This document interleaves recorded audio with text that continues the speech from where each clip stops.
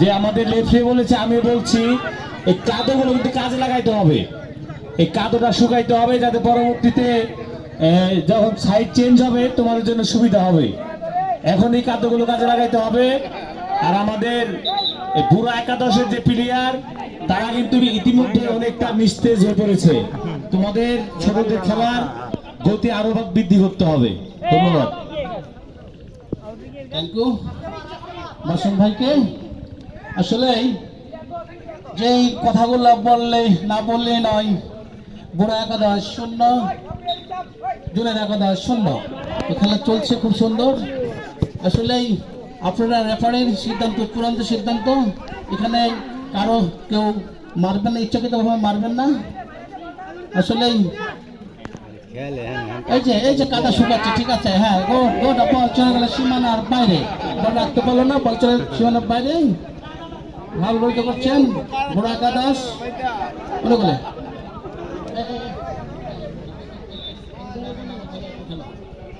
হ্যাঁ, কোনো বিপদ নাই, বিপদ হলে হতে পারত।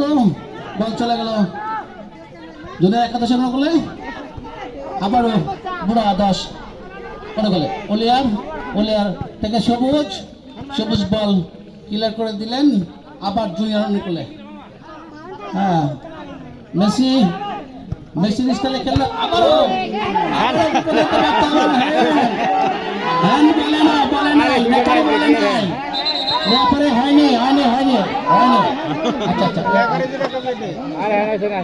সিদ্ধান্ত, চূড়ান্ত সিদ্ধান্ত, আপনার ফেসাদ করবেন না। আবারও জোরালো হেড, মেম্বারশিপ বল উড়িয়ে মেরে দিলেন আকাশে। আপনারা দেখতে পাচ্ছেন গোলাপ মেম্বার খুব সুন্দর খেলছেন।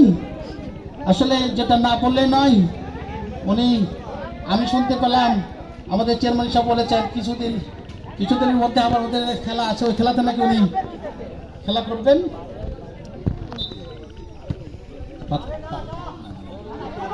মিজানুর রহমান বেঁচে বল, আবার ক্লিয়ার। হ্যাঁ, ক্যাপ্টেন মিজানুর রহমান মেসি উনি খুব আজকে ভালো দুর্ধর্ষ খেলা খেলছেন, না বললে নয়। আজকে আমাদের রেফারির চোখে ফাঁকি দিতে পারছে না কেউ, আমি দেখতে পাচ্ছি। রেফারি তো আজকে জার্মানি থেকে আগত মোহাম্মদ আবুল কাসেম।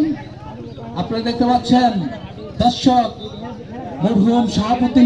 আসলে আবারও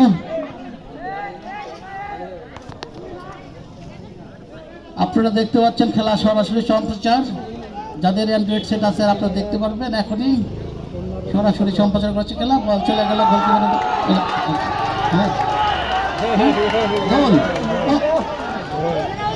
ওকে ওরা একাদশ